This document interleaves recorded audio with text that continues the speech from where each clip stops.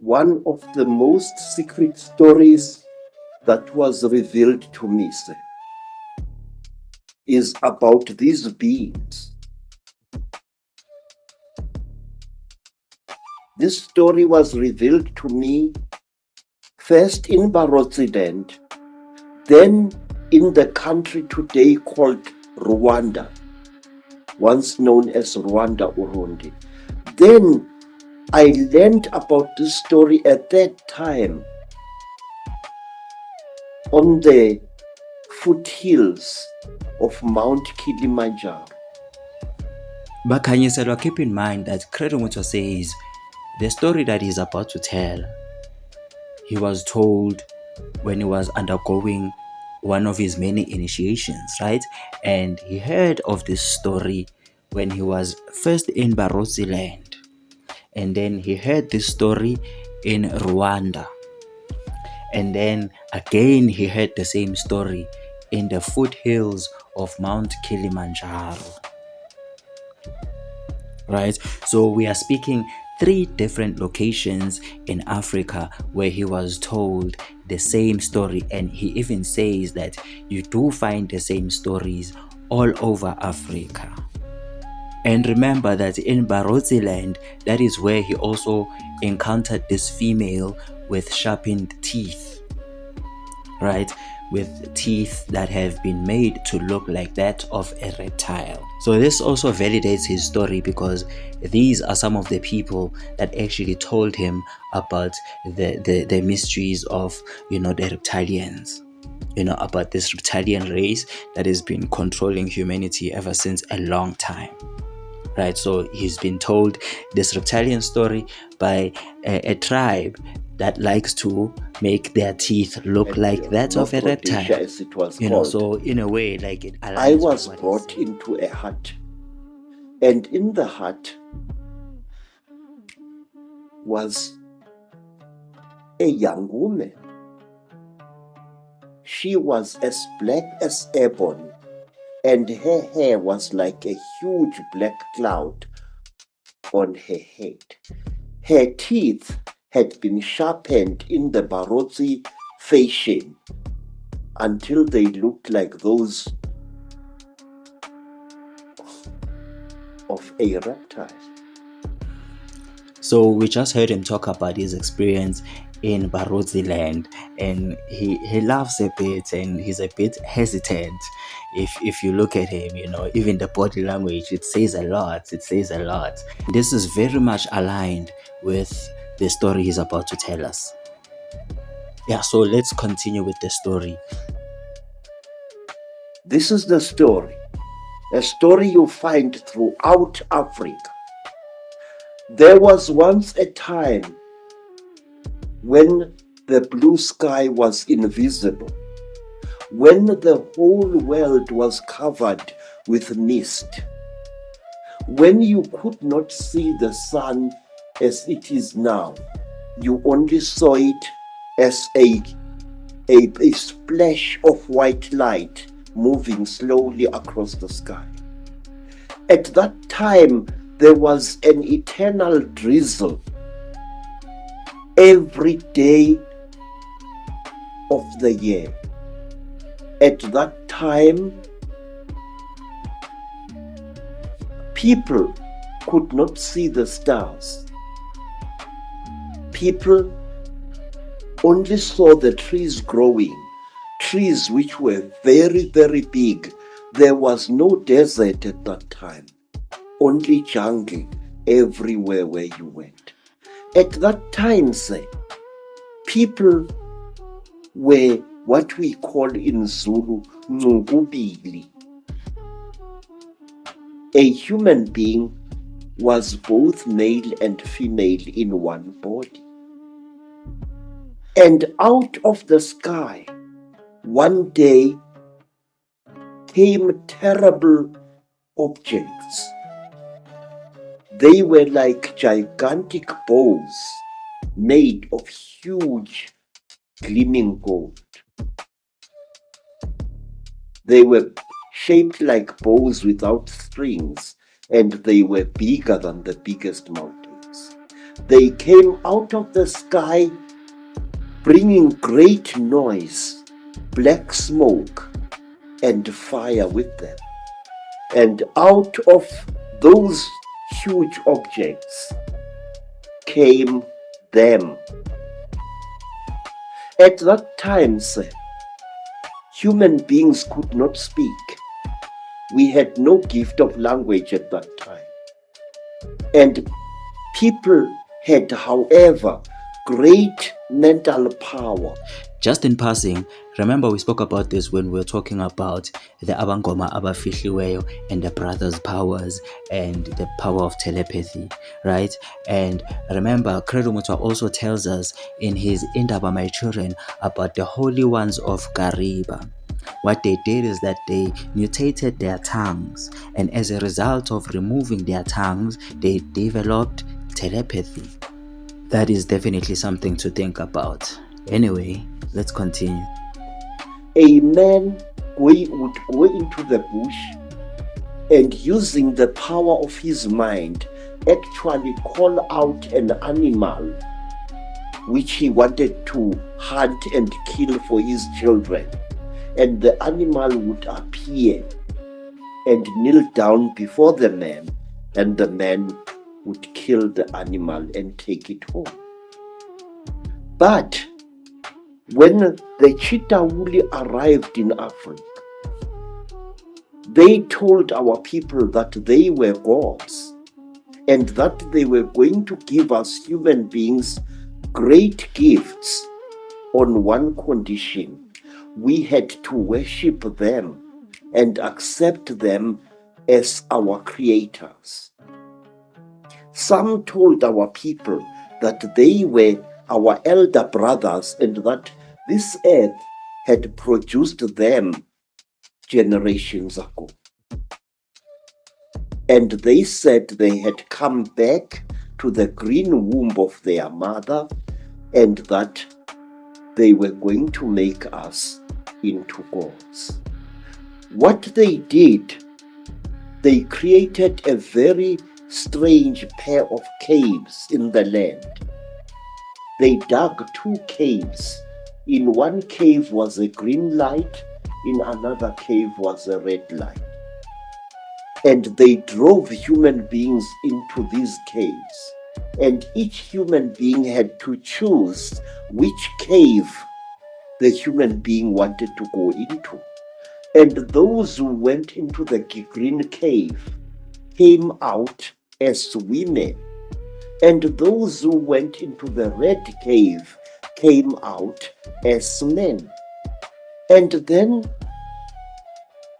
the talkers, the Chitauri.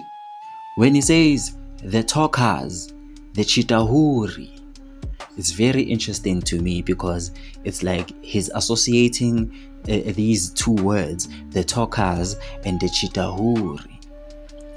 Later in the video, he also talks about how he was given the flesh of a puana. And when I asked my friend by letter afterwards, what was this God flesh? He said it had been the flesh of a puana. A puana is a Sotho Tswana word which actually means a talker. The word Chitahuri means the rulers or the instructors. Tahuri means to instruct. It's also connected to this word Daula, Laula. A Chitahure is an instructor. A Chitahure is a ruler of some sort, one who gives like the final word, a ruler, So you see that all these words are connected. A talker, a Chitahuri, and a puana. Told our people that now they were perfect. But the moment the first men saw the first women, a terrible row erupted. The women hated the men because they looked between their legs and they saw what they thought were snakes dangling between the legs of the men. And the men hated the women because they looked on their chests and they saw these big things. What they were, they did not know. And then the Chitauri laughed. It was to them a very, very big joke. And then the Chitauri said, if you serve us, you wretched little human beings, we are going to make you into gods. And the human beings agreed to serve the Chitauri. And the Chitauri gave human beings a second gift, the gift of language. People started talking with their tongues where they had talked with their minds before. And there was a big rubbish starting again, because this man did not know the language of that man. And when this man greeted that man, this man thought that he was being insulted, and so a lot of murder and culpable homicide started taking place all over the world. When our people were given language, they found to their horror that they had lost much of their mental powers. They had paid a terrible price. But the Chitauri were now the masters of human beings.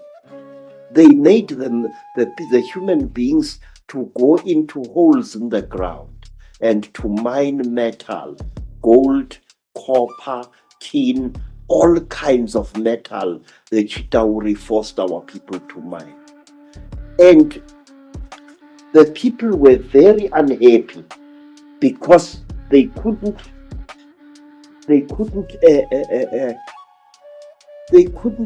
cope with the new sexual differences which were there now between men and women. And then from amongst the Chitauri came a very good female Chitauri. Her name was Mai Nzarantwari Samahongo. Mai Nzarantwari Samahongo was the senior wife of the terrible chief of the Chitauri, Umbaba Gorontwari Samahongo. She was sorry for human beings, this great reptile lady. She said to the poor people, "Ow, you are unhappy." And the people said, "Yes, great one. We go into the holes every day, we dig the stones and we bring it to the gods, but we are not happy." And Mai Nzarantwari scratched her scaly chin and began to think and to think. She was terribly ugly. Her eyes were awful, like lights in the darkness. But she had mercy in her heart, and she taught the men and the women how to make love. And she said, "Look, we divided you into males and females. Now this action is going to bring you together." But it did not, because anyone who receives a gift from the Ntwari, the children of the python, is always in trouble. What happened was that when one guy slept with his wife, he didn't find her much, so he went to steal another guy's wife, and there was a big remorse, as we say in African, starting. So men started stealing each other's wives and each other's girlfriends, and women started stealing each other's husbands, and there was a big nonsense in the land. And King Umbaba, the terrible lord of the Ntwari, the reptile people, said, "Look what you've done, you stupid old woman. Now these people, they are making such a noise. Listen to all that screaming in the bush. They are busy making love there and our gold is not being dug, and you are responsible for this.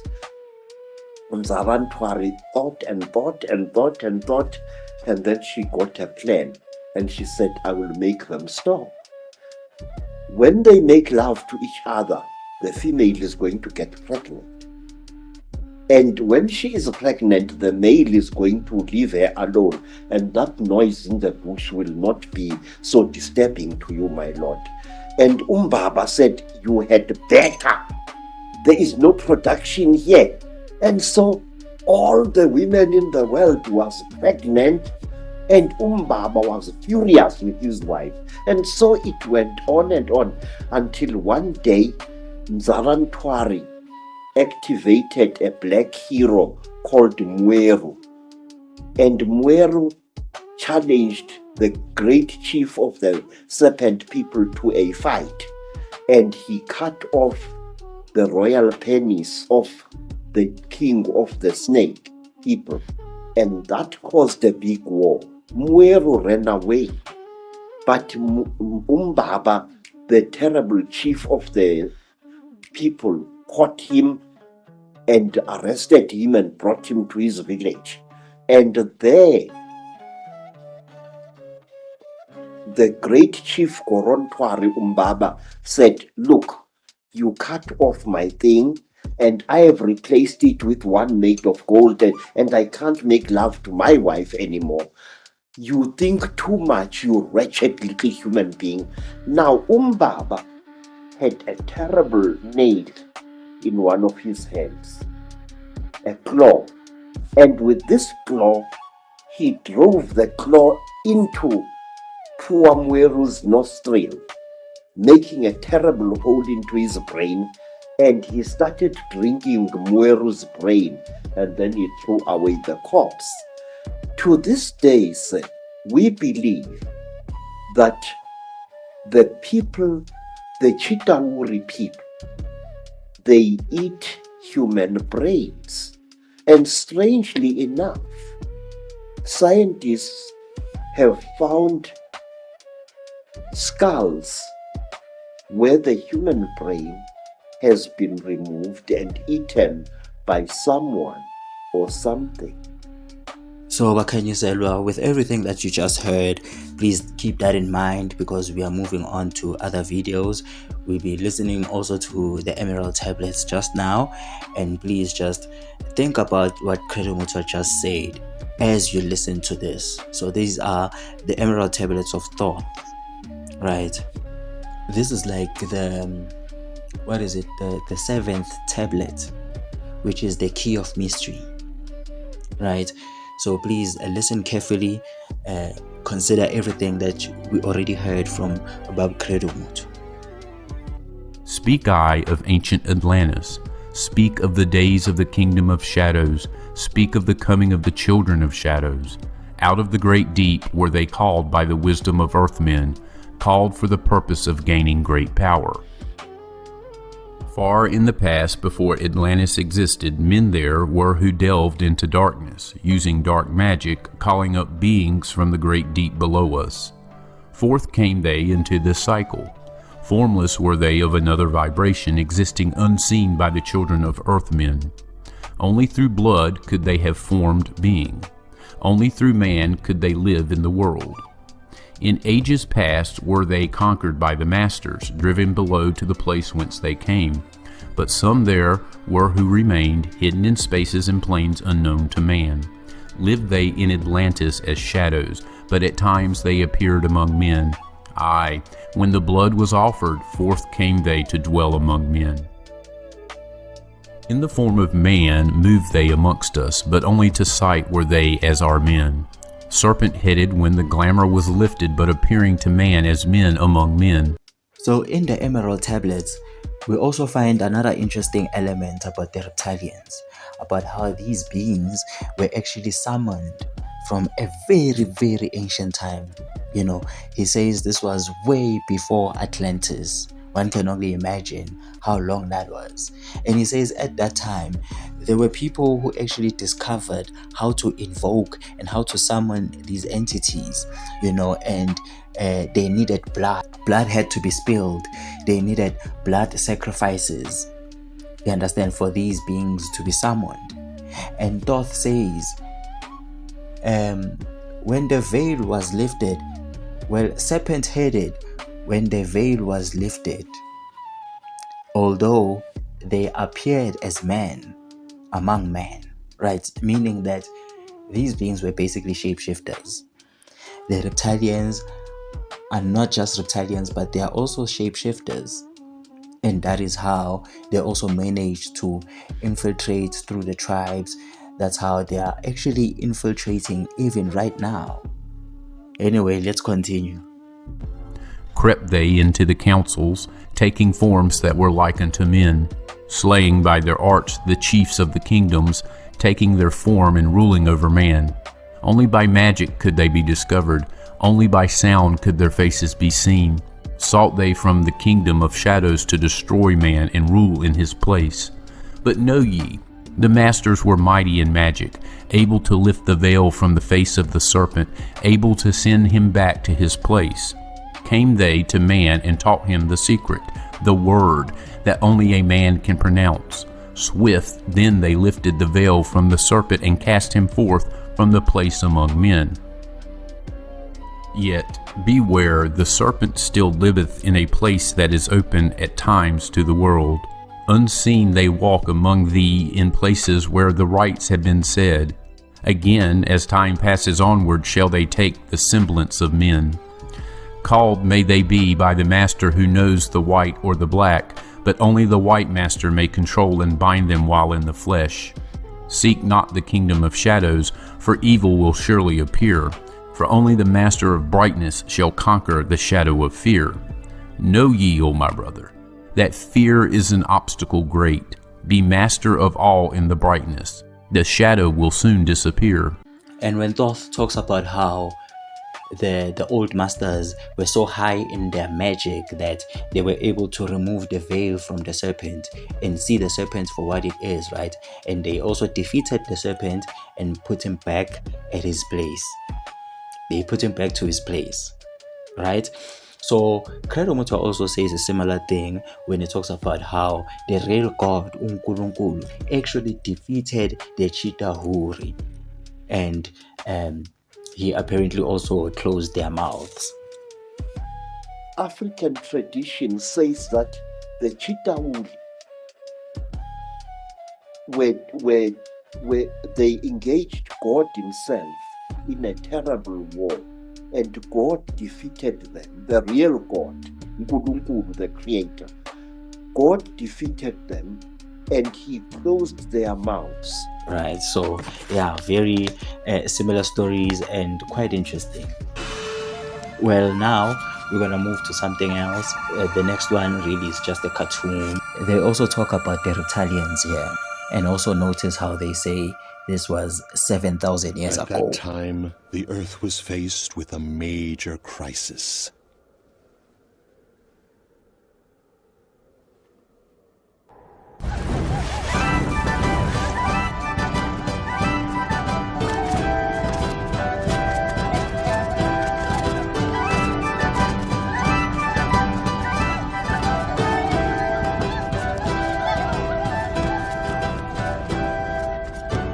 Your hands to God. God is descending from heaven. Glory to God.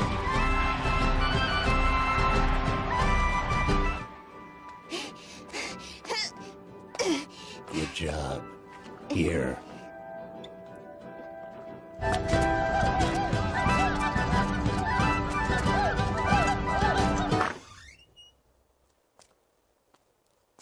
Dad, I can't stand this anymore. I can't. We didn't have a choice. If we hadn't joined them, we wouldn't have been able to survive in a small village like this. But even our neighbor, Auntie Roka, she's complaining this is really creepy. All right, I'm leaving. Hey, wait for me. I want to go too. That's a good girl. Do you really think that God will come down? Good evening, Auntie Roca. Thanks again for helping us. Hey, Auntie Roca, do you believe in the legend about the boat, too? The legend? Why, yes. It says that long ago, God came to this land in a flying boat and brought with him great wisdom and tremendous prosperity. You know that tale has been handed down from a long time ago.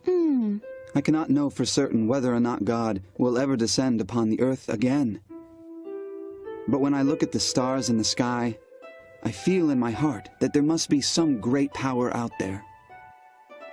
That's very true. I somehow always feel that God is watching over us every day. Oh, great God! I humbly thank you for inviting me here. Human, where is your sacrifice? What? Oh, you mean, do you want the... Bring me your sacrifice. Yes, right away, sir.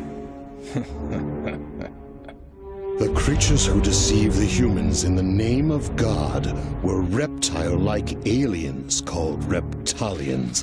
The Reptilians liked to eat the animals of Earth and occasionally enjoyed eating human flesh, too. They brainwashed the Earthlings by using the name of God, when their true intentions were to invade and overtake the Earth. But this was a violation of the Universal Code, which states that no planet should interfere with any other planet as long as its people live with a spirit of love and harmony. They cunningly devised a plan that would not breach the Universal Code. They brainwashed individuals and used them to instigate disorder in society. This gave the Reptilians a reason to interfere. They then intended to have their compatriots immigrate to Earth so they could control the planet before the space police interfered. I'm here to take your daughter. She has been chosen to be the next sacrifice to God.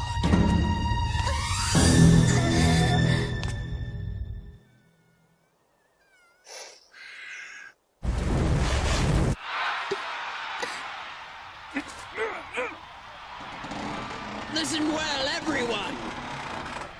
I have a message directly from God. He wants you all to know that we are the chosen people. God has promised us endless life and everlasting youth. And here is another thing that Credo also mentions, the fact that these reptilian entities always promise their followers immortality. That's the one thing that they promise. I remember when Credo was naming all of these people, how they are, how they grew up to be so old because they were thinking at certain levels. We are told that the Chitauri want us to think at certain levels. Yes, and they reward us with long life. So we are being shown the same thing, through these cartoons, that these reptilian entities want people to think at certain levels and then they reward them with long life. Let's continue. And now let the sacrifice begin!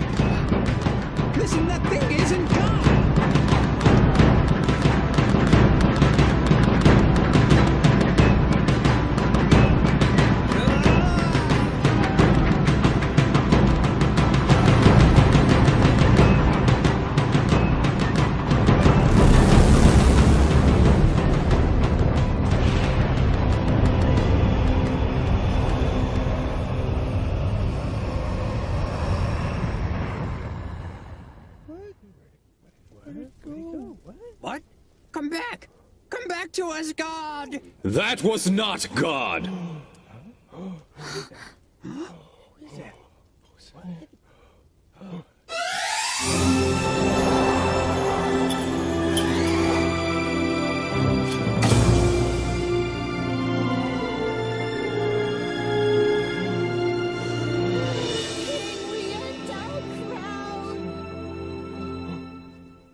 It's him. Rient Crowd. King Rient Crowd? But why? King Rient Crowd! Now is the time.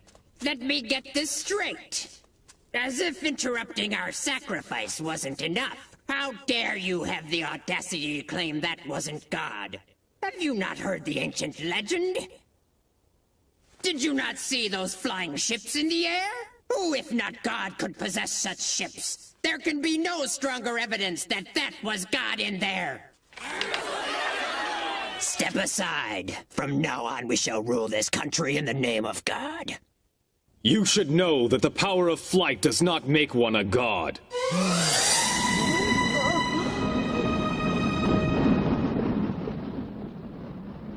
We know how to make a balloon fly through the air.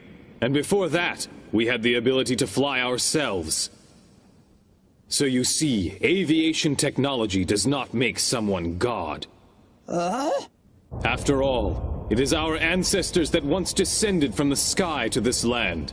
They flew over from a continent called Atlantis in giant flying ships. Impossible! No way! How is it that you know all these things anyway? Show me the evidence! I want to see the proof! I possess the power to see the past, present, and future of all mankind. I also have the ability to exist beyond time and space. That can't be! You're lying!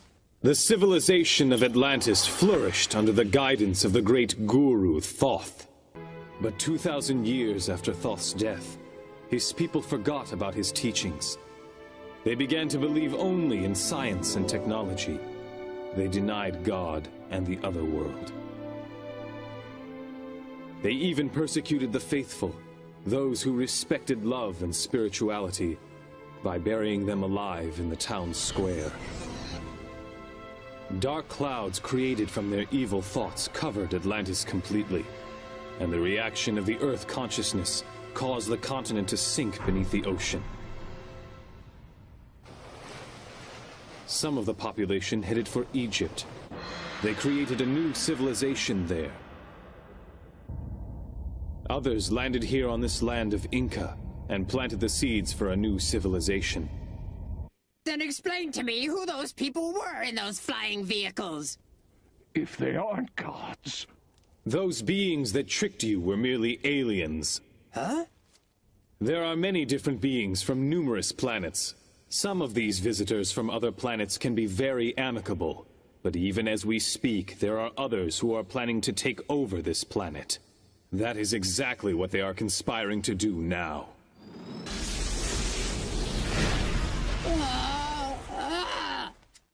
What will happen if they decide to attack?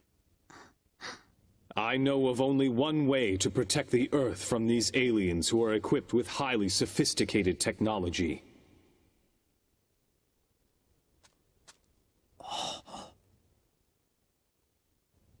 You must use the power of love. Through the spirit of love, people's minds can come together as one. Only then will they not be able to take advantage of us. We have this power, and that is why they want us to hate each other and fight with one another. Together we can protect this planet, but first we must fill our hearts with love and strive to become closer to God. This is the only way that we will be able to succeed. I refuse to believe any of your lies. I believe in King Crowd! Yes, so do I. Me too. I believe him.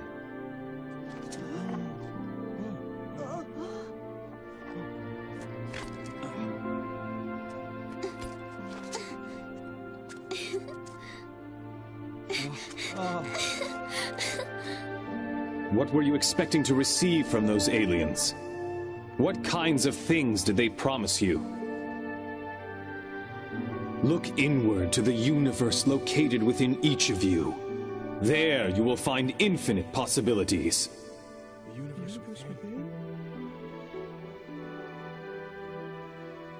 The universe within me? Is it true?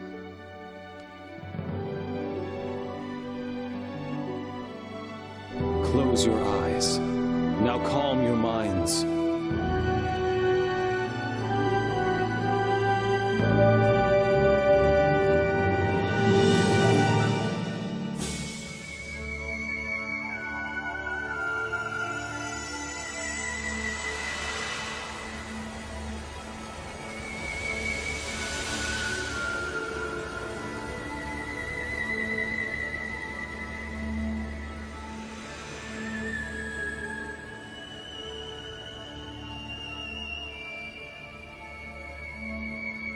God does not exist outside of you.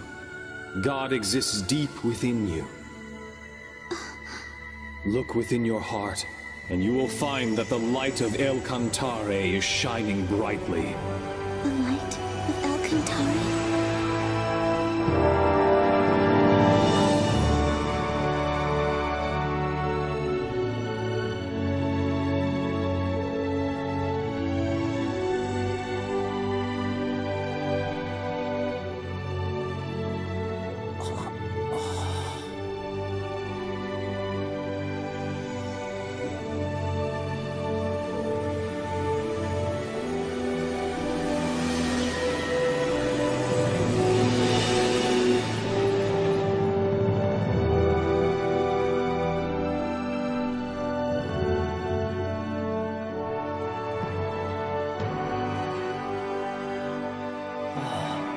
Yes, I see now. He is the true God.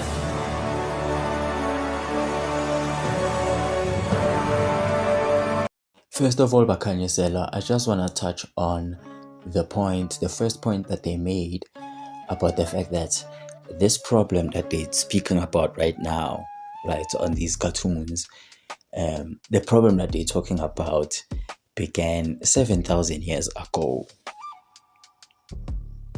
right? And you remember that's where where it started. So now this 7,000 years is quite interesting, because when Credo Mutwa was asked about the Chitahure face that he carries as he's telling the story about the Reptilians, you remember that face? We'll go back to it. So when they asked him about that face, listen to what he says. Yes, very old. But it's not as old as the green face that I've just shown originally. The Chitauri face is said to be over 7,000 years old, this thing here.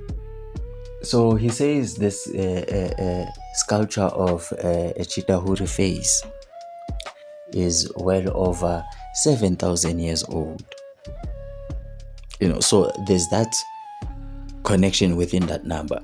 And don't forget that 6,000 years ago was the beginning of the cycle of self-forgetfulness.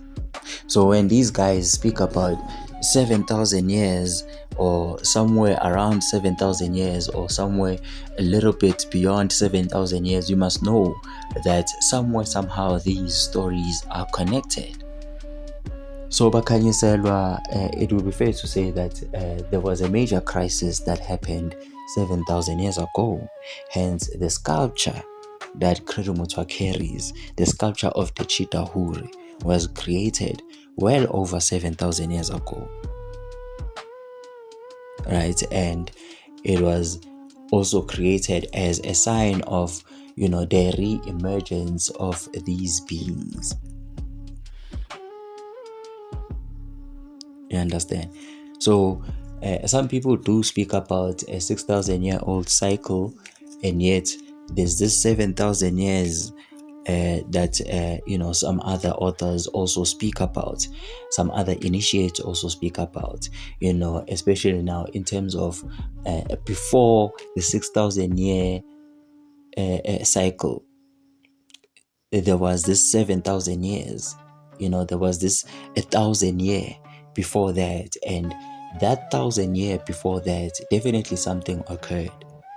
This is when many of the things, the foundations of many of the civilizations that now occurred 6,000 years ago, that's where they started. So it's like 7,000 years ago, everything was being prepared. And then 6,000 years ago, that's when these things emerged. And when I say these things, I mean like, these new civilizations that occurred. And the new civilizations that came as a result of being manipulated by these beings. So Bakanyiselwa, I also want to take it further and just highlight a few things that I think are worthy of mentioning, especially when it comes to these 3 videos. Definitely, they are all talking about the Reptilians, right?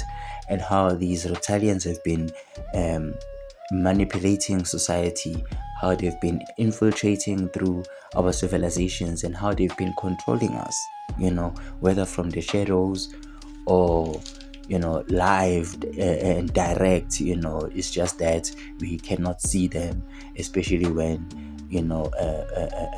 they're shapeshifting. So there's that thing of them being shapeshifters, them being deceivers. We listened to the story of Credo Mutwa, where he talks about how humanity was deceived, how they gave us gifts which were not really gifts, and in giving us those gifts, they took some very precious things away from us, like our mental gifts, which is like the one most important gift that they can take from humanity. And they gave us the gift of language. Imagine. So now, that's why I also say that these beings also took advantage of this cycle of forgetfulness, and they deceived people, just like we saw on this video, right? And when I start thinking about King Rant al Crowd, but before we go there, before we get there, because I'm gonna go crazy. These beings have been definitely taking advantage of our weaknesses. Like Credo Mutwa said, they know us very well. They've studied us, they know everything about us, they know our weaknesses. That's why they're able to manipulate us so easily. They use things like religion, they use things like technology, to deceive us. To deceive us into thinking that they are gods, that they are above us. They tell us that they are our creators. They tell us that they're gonna give us immortality, long life. They tell us that they're gonna turn us into gods. These are the kind of things that they use to actually manipulate people. You understand? And on this cartoon, you hear people saying, yes, we are the chosen ones, we are the chosen ones. God has chosen us and He's promised to give us long life. And that is the very same thing that happens when an initiate is working personally with such beings. They will make you feel special. They will make you feel like you are the chosen one. They will make you feel like you are very exclusive. They chose you among, the crowd. So you are 1 in a million type of thing. And in so doing, they feed your ego. They feed your ego. You understand? And when they do such things, obviously, they are pushing you towards you thinking in a certain level. Remember what Credo Mutwa told us about. He says that they want us to think at certain levels. So little by little, it's like they are really shaping you into becoming what they want you to become, into becoming a proper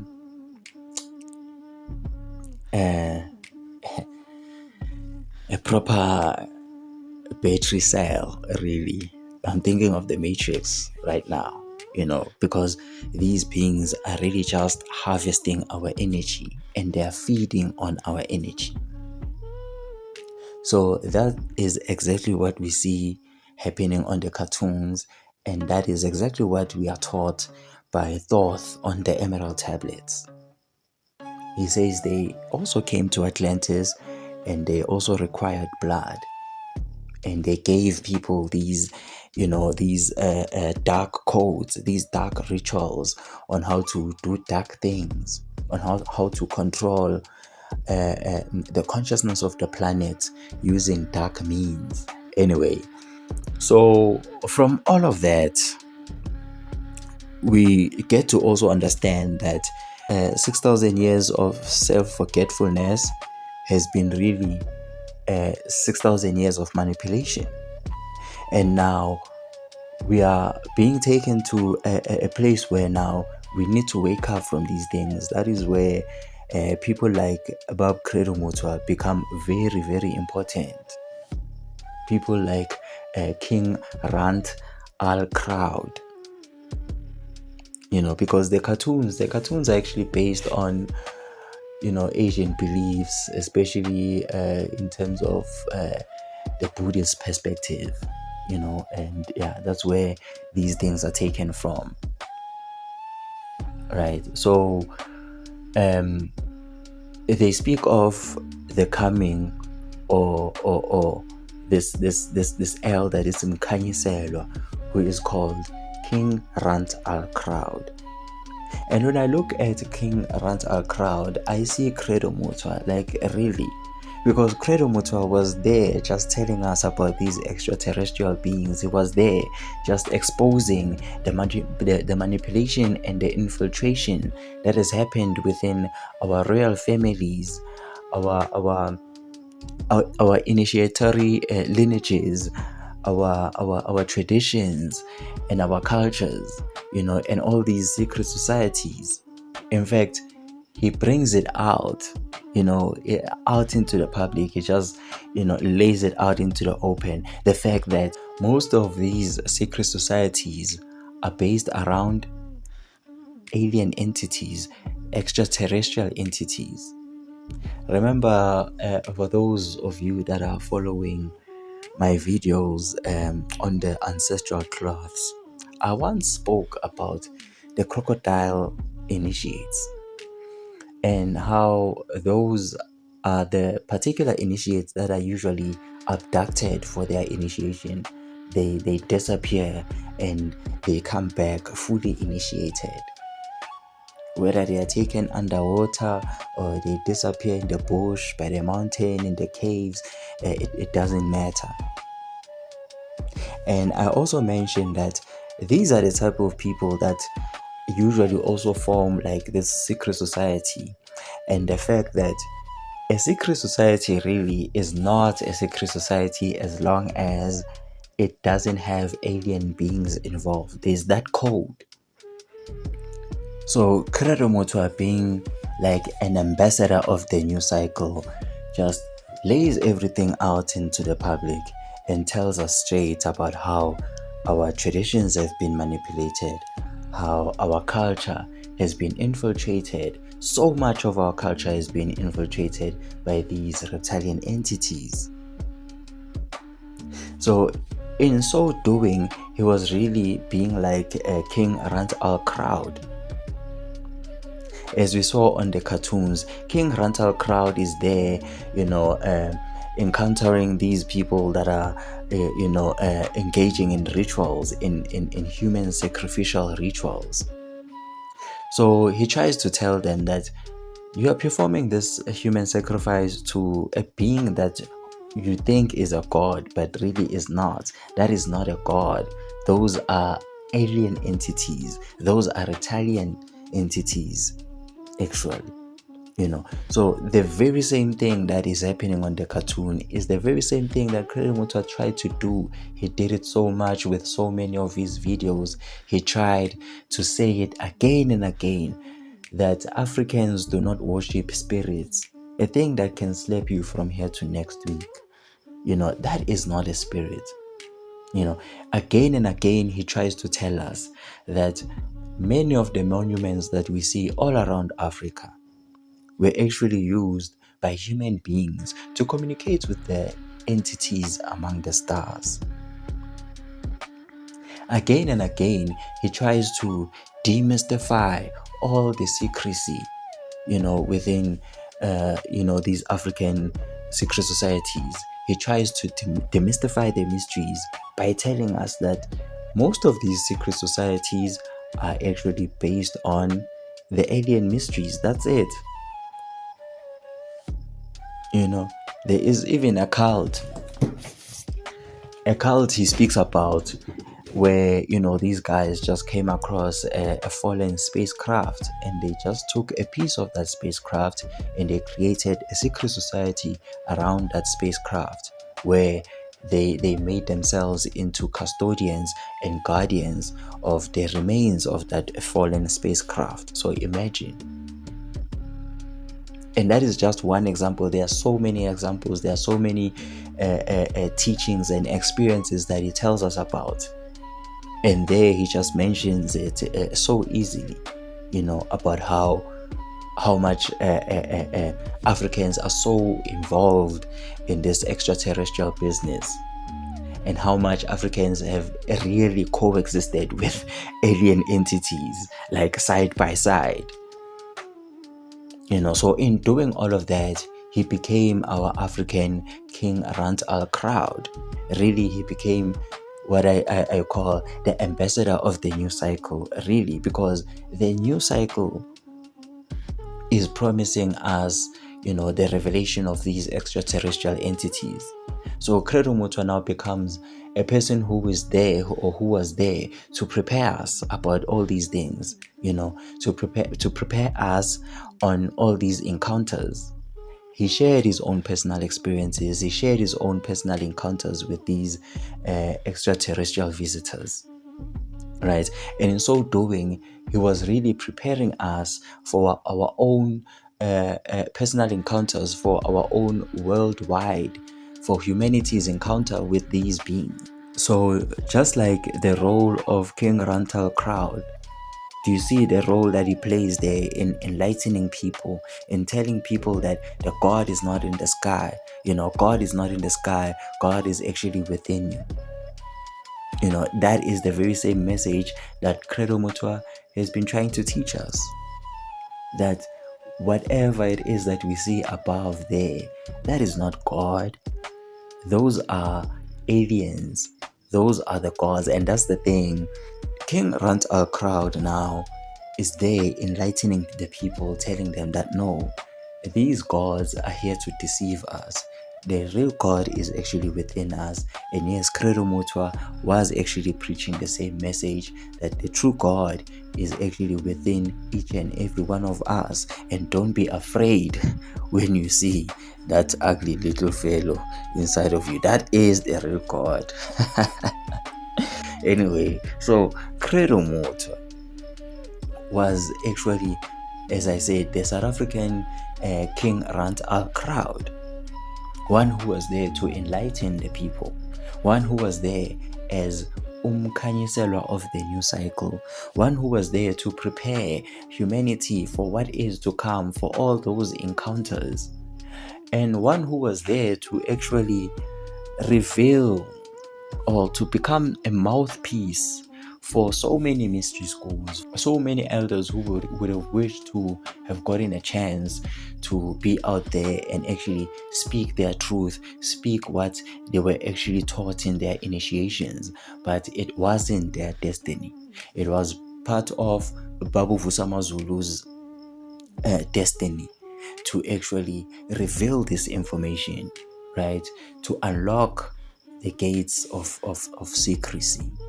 And in doing this, really, he was aligning himself, whether he knows it or not, but he was aligning himself with the new cycle and with the mysteries of the new initiate. The new initiate, there's so much I would like to say actually about the new initiate. It's just that I haven't been given a chance yet, or I haven't I haven't gotten like that proper time. I've already prepared a lot in terms of that, but yeah. So the new initiate, a very important subject, Bakanyiselo. Credo Mutwa was really exemplifying the new initiate, whether he knew about it or not. And I would like to say, without even knowing about it, because surely he would have spoken about it. And yet he did in his books to some extent. So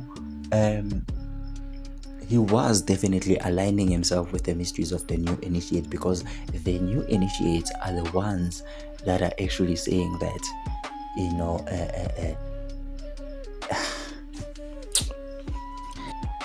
okay, let me just say this.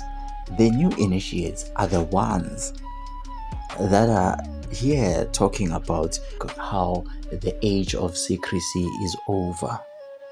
And I know that for a lot of people, they might deny this, because a lot of initiates are very much attached to this thing of secrecy. They are attached to their own secrets. But people like Bab Credo Mutwa removed that veil of secrecy.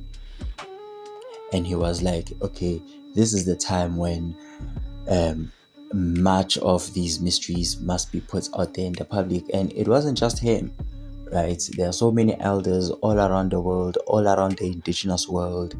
Elders have decided to now put their secret information into the public, because if they don't, humanity will fall.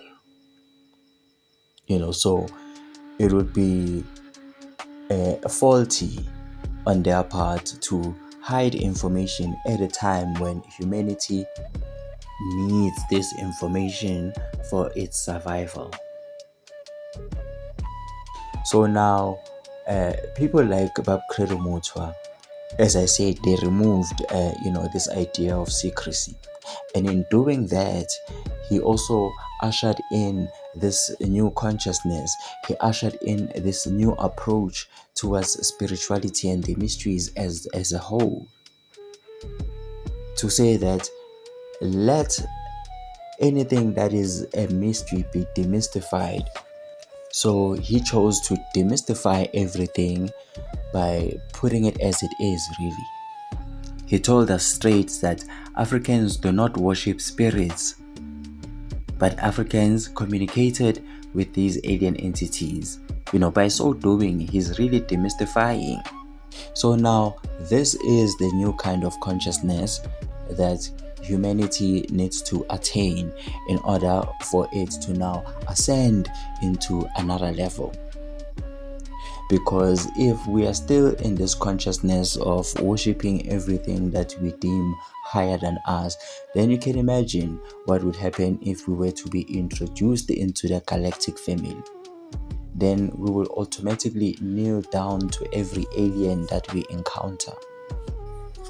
So in demystifying everything, he's kind of doing a cleanup job, right? Where he's now preparing us for this encounter, as I said, with these extraterrestrial beings, so that when we encounter these beings, we do not regard them as gods, because now we are aware of their superiority in technology or intelligence or whatever. We must not at any cost put ourselves at their mercy. So this is the kind of consciousness that Credo Mutwa was also trying to usher in exposing this information. Definitely this cycle that we are in, or this cycle that we are moving into, will bring about this galactic community. It will introduce these aliens to us, and little by little we will be introduced to the aliens on a global scale. So we must come to grips with the fact that there are other life forms out there. Muta knew a lot of things, but he really emphasized on the fact that these alien beings are there. And most definitely, just like King Rantal crowd, when they asked him, how exactly do we defeat these reptilian entities? He simply tells them that you must use the power of love. And that is the very same thing that Credo Mutwa says. In his videos, again and again, he constantly teaches us to love each other, to remove the fear. He constantly says that these creatures are taking advantage of us because we fear each other, we are segregated, we are separated, we are divided. Hence, they are able to conquer us. You understand? So now, with this universal love that is now being ushered in this new cycle, definitely we have the required weapon to defeat these entities, right? And let's not forget that we are but food to these entities. So if we want to really chase them away, if we want to get rid of these entities, is to stop feeding them. Really, that's like the simplest way. Simply stop feeding them. Right? Even as humans, you remember in the olden days, used to go from place to place looking for places that are fertile. So whenever we found that a place is no longer fertile, a place no longer feeds us, a place no longer nourishes us, then we simply left and we looked for other places. We looked for greener pastures. You understand? So that's exactly what these entities are gonna do. The minute we stop feeding them, they're simply gonna move. Like there's nothing for them to do here. They are no longer being fed. They simply have to look for other places where they can be fed. It's simple. So the very same message that we get from Credo Mutwa is the very same message that we get from King Rantal Crowd. I hope you still remember that message from King Rantal Crowd, right? Because right now we're gonna end this with Credo Mutwa's message of love. Ndawu. One of the reasons why I've joined forces with you is because I have serious reason to believe, and I will repeat these words until somebody shuts my mouth in death. I have serious reason to believe that on this planet, things are coming to a head, and our invisible jailers are going to fight tooth and nail to prevent this. Say, our people say that the blackest night often heralds the brightest dawn. The human being, captive as he is, slave as it is trying to fight back. Say, what I'm trying to tell you is this, that something inside us human beings is beginning to fight back against the Chitawuri. Something inside us human beings is beginning to say no, and the Chitawuri are going to drag us all right into hell itself in order to restore their power over us. A God is being born inside us, all of us. But herein lies the danger. We must be aware of the Chitawuri. They are real entities. They leave scars on human bodies. They kill people. They are murdering South Africa even as we are talking now. Every word you and I are speaking now is spoken too late, Mr. David Icke.